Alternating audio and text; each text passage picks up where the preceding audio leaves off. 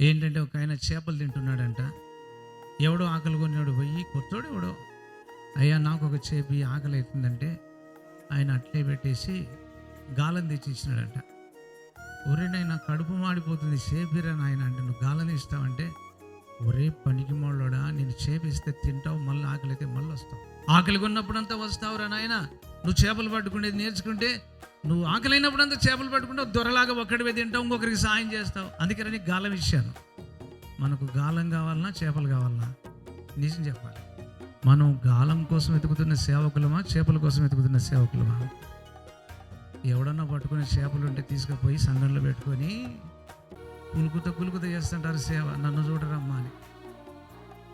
ఈ సంఘం పెట్టినటువంటి దినాల్లో పెద్దదేం కాదు, సంఘంలోనే ఉంటాడు 4-5 ఏళ్ళు, వాళ్ళతో వీళ్ళతో పరిచయం చేసుకుంటాడు, అదెక్క వందనాలు లెక్క స్తోత్రాలు లెక్క అన్న స్తోత్రాలు అన్న అది ఇది అని చెప్పింటాడు. ఒక్కసారి మనం ఏమైనా గట్టిగా కట్టిస్తే అక్కడ నేను సంఘంలో ఉండలేకపోతున్నాను అంటే, ఎందుకు పోతున్నావు అన్న, ఏమో లెక్క నాకు బాగాలేదు, వాళ్ళకి స్టార్ మారిపోయింది అది అంటే, నాకు అట్లా అనిపిస్తుంది అన్న, నేను వస్తాను ఏమడి. ఇంకా సంఘం తయారే. దీన్ని పరలోకానికి రాణిస్తాడు ప్రభు. ఆయన బూట్లు వేసుకుంటాడో లేదో నాకు తెలియదు, కానీ కొడితే బూటుకాలతో పరలోకం నుండి పాతల్లో పడాలి.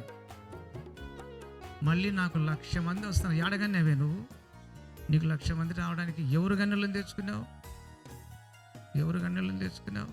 గాలం తీసుకొని మొగంలాగా ఏట్లో వేసుకో, పట్టుకో చేపలు, అప్పుడు అవి నీ సొంతం.